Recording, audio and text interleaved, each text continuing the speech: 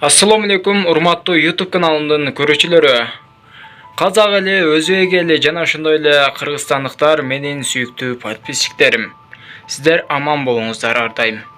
Ал эми азыркы дагы бир токтоло турган тема бул TikTok тармагына дагы бир жолу токтолуп жатам. Ушул TikTok тармагы өтө эле аша чаап кетти. Аша чапканда да болгондо да аябай. Жаш өспүрүмдөр ошол жака багыт алып жаткан учуру. Азыр мынол жерден видеоролик чыгат. Ошол видеороликти көрүп, кыздар ушинтип бийлеп жаткандыгы, жылаңачтанып алып бийлегендиги TikTok тармагында аябай популярдуу болуп жаткан учуру. Муну канчалаган адамдар көрөт жана лайк баскан. Ошондой эле ушундай видеороликтерге лайк баспайт десем, көп ишенбейт эле. Албетте мынакей далил катарында бул видеоролик рекке чыгып кеткен жана ошондой эле бала көбүрөөк лайк басышкан. Урматтуу көрүүчүлөр, ушул TikTok тармагы блоктолуш үчүн Кыргызстанда лайкыңызды аябаңыз, болушунча баса бериңиздер. Жана ошондой эле азыр дагы бир видеоролик көрсөтөмүн.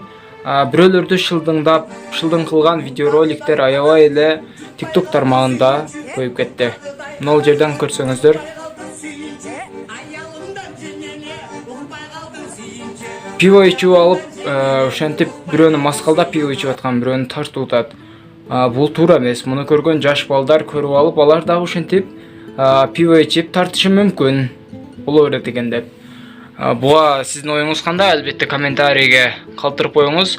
Ошондой эле азыр бузулган эң жаман адаттар менен чыккан TikTok тармагында видеороликтерден кыскача болсо дагы көрүп кетиңиздер. Елдер мені сұрайды да, не үшін саси бересің, нап сасықсың, қолтық нап сасық дейді. Мені өздерін көріп olsun. Терлей берем, терлегеннен адам не істейді? Сасиды мені қолтығым бәріне ағып түгел. Енді жуынайын десем, су жоқ, душ жоқ, не істеймін өлеміз бен де. Көрші бала не соғып бермейді душ дейді. Соғып берсең болады ғой, мені. Соғуымға апармаймыз. Сасып атырмын.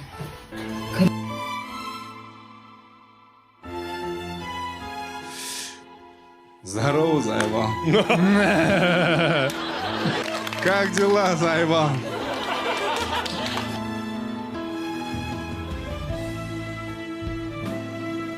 Намаз окуйм, бирок наша чегем дейт.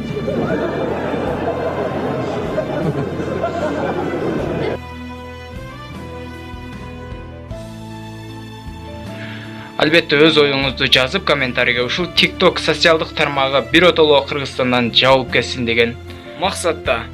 Ошондой эле бул TikTok тармагын Кытайлар ушундай жака бир жаман жака бурганга чыгарганбы деп да ойлоп кетесиң.